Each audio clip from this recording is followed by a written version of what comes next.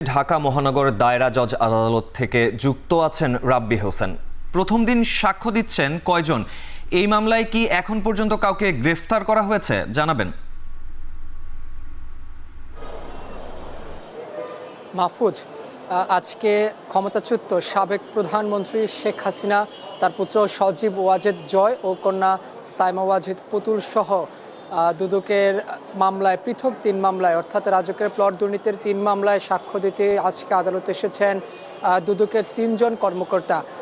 এখন ৩ নম্বর সাক্ষী চলছে, এর আগে 2 জন সাক্ষ্য দিয়েছেন। সেখানে দুদকের উপপরিচালক সালাউদ্দিন আহমেদ এবং সহকারী পরিচালক আফনান জান্নাত কেয়া সাক্ষ্য দিয়েছেন। এখন মূলত রাশেদুল হাসান নামে আরেকজন কর্মকর্তা সাক্ষ্য দিচ্ছেন। শেখ হাসিনা, তার পুত্র সজীব ওয়াজেদ জয়, সাইমা ওয়াজেদ পুতুল সহ মোট ৩ মামলায় ৪৭ জন আসামির বিরুদ্ধে মূলত যে অভিযোগগুলো করা হয়েছে যে শেখ হাসিনার প্রধানমন্ত্রীর পদের যে ক্ষমতা সেটি অপব্যবহার করে ধানমন্ডিতে তাদের বাড়ি থাকা সত্ত্বেও রাজুকের প্লটের যে সেটি তারা নিয়েছেন, অর্থাৎ প্লট দুর্নীতি তারা করেছেন, এই কথাগুলো উঠে এসেছেন। পাশাপাশি রাজুকের অনেক কর্মকর্তা এবং গণপূর্তের অনেক কর্মকর্তা নিজেদেরকে লাভবান করার জন্য শেখ হাসিনা ও তার পরিবারকে প্লট বরাদ্দ দেওয়ার কথাও আজকের এই সাক্ষ্য গ্রহণে উঠে আসছে।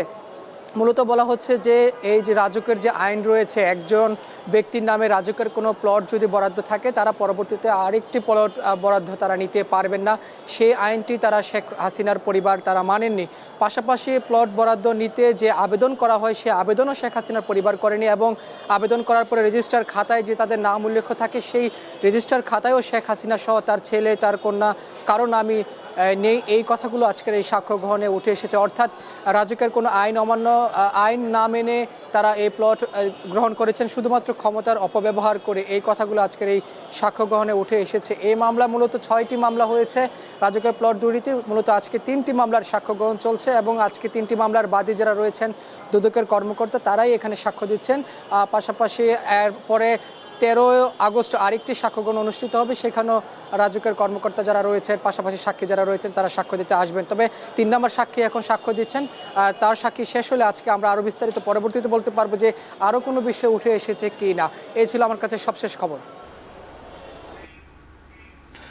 ঢাকা মহানগর দায়রা জজ আদালত থেকে সরাসরি যুক্ত ছিলেন রাব্বি হোসেন।